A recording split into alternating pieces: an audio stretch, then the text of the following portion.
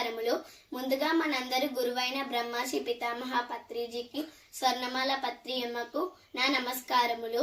మేము 1వ అధ్యాయంలోని 1వ శ్లోకం చెప్తున్నాము. ధర్మక్షేత్రే కురుక్షేత్రే సమవేతాయుయుత్సవః మామకః పాండవాశ్చైవ కిమకుర్వత Sanjaya.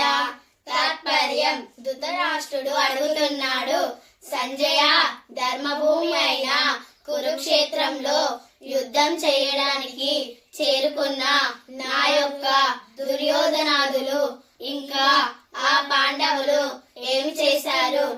Thank you Prakash Nanda sir. మా ఛానల్ ని సబ్స్క్రైబ్, షేర్, లైక్